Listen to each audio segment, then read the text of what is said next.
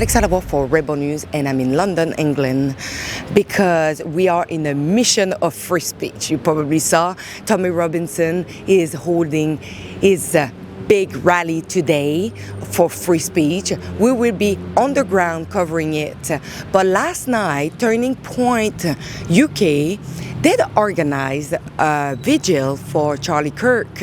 In the legacy of Charlie Kirk, he stood and a platform of civil discourse, and we cannot stop to continue that civil discourse when our opposition will not meet us on the tent but rather shoot at us. I attended, I did a report, but during the same event I met with Andy No. You probably know him, he's pretty known, he's a journalist, but he's also an expert in Antifa. And during an interview, he actually explained a little bit on his relationship with Charlie Kirk and what he uncovered about the alleged shooter. So I let you on my full video.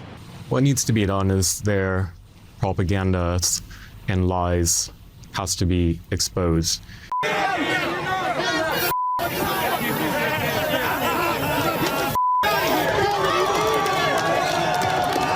All the times that I've been assaulted, I didn't get justice through the criminal justice system in Portland, Oregon. I had to pursue a civil case. Joining us now is Andy No, a great fighter for liberty and freedom. Andy, welcome to the program. Walk us through the latest news with your Twitter account. So first of all, I want to have your thoughts on the assassination of Charlie Kirk. Well, like so many people out there, I was personally impacted because Charlie was, through the years, has helped many people, including me. Back in 2019, shortly after I was beaten very badly by Antifa in Portland, just a few weeks after that hospitalization, he invited me to my first TPUSA conference in DC. I had never done public speaking. He actually really wanted me to speak to the audience just a little bit, but I was too shy. I felt quite traumatized about everything that just happened. And then he asked, how about you just come on stage and give us an opportunity to say thank you to you. And I accepted that. And it's a gesture that stuck with me all these years. And my other interaction with him was in December 2022, I was invited to speak at America Fest, which is a big annual TPUSA conference in Phoenix. And it's a very busy conference with many big names there, top of the ticket, Republicans, conservative celebrities are there. And I'm not up to that caliber at all.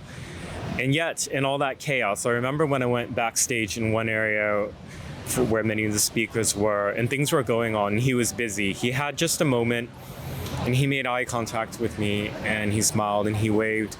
So that was my last memory with him, and it feels very surreal that this person who's been part of the American body politic for all these years is gone and taken in a way that's so brutal.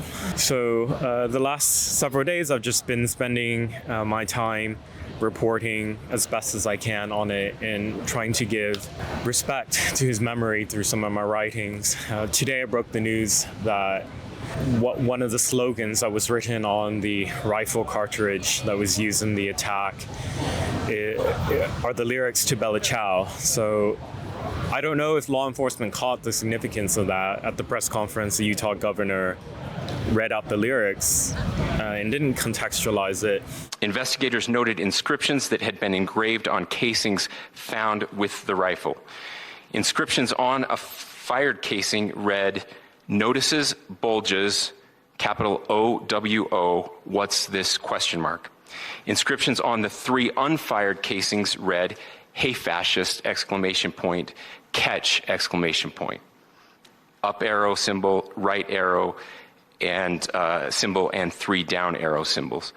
A second unfired casing read, "Oh Bella Ciao, Bella Ciao, Bella Ciao, Ciao Ciao," and a third unfired casing read, "If you read this, you are gay, LMAO." Immediately, when I heard that, I recognized it as this is the Antifa song / slogan / chant that they use, and it really brings into focus this assassination was likely politically motivated for the cause of Antifa.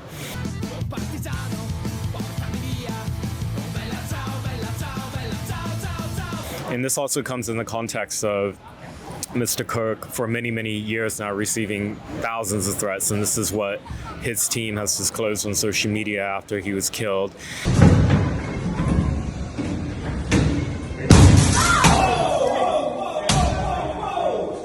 And many TPUSA events have been violently attacked by Antifa, including ones he's spoken at.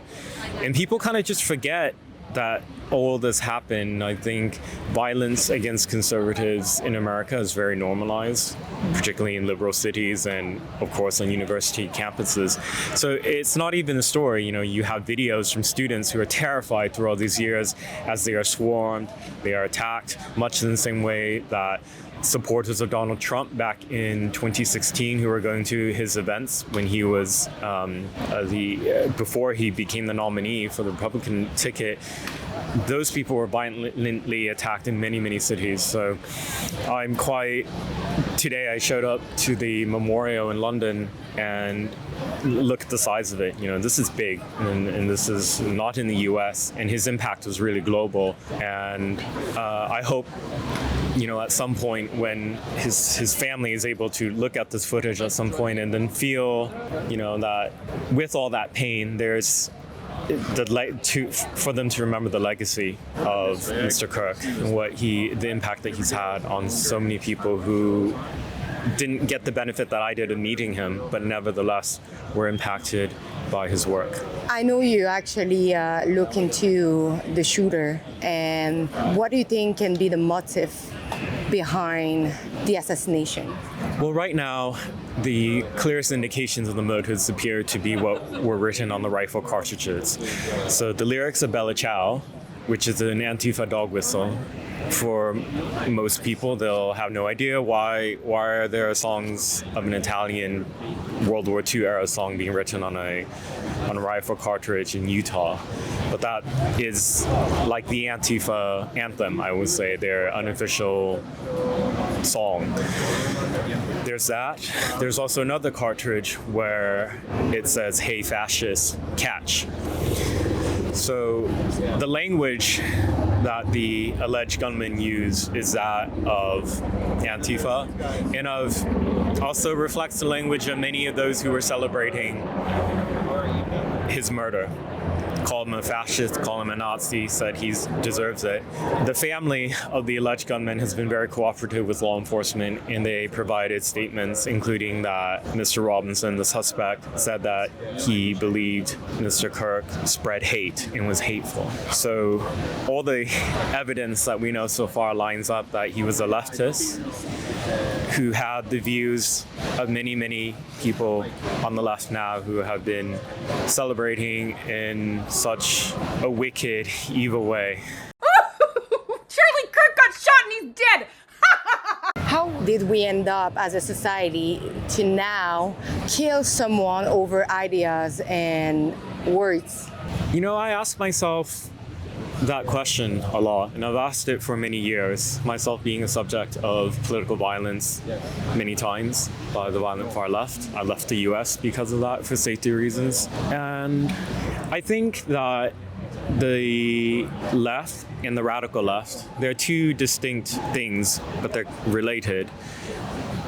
I think that they feel that the dehumanization of their political opponents is a norm, and they face no social backlash for saying and doing quite horrific things. And they are actually socially rewarded for cutting off ties with family members, cutting out people in their lives, saying that those who support Donald Trump, many of them do express the view that they should be eliminated, that the world would be better without MAGA in it. And there was a lot of celebration last year, several times after the multiple attempted assassinations of Trump that occurred obviously on the far left, but also on the mainstream left.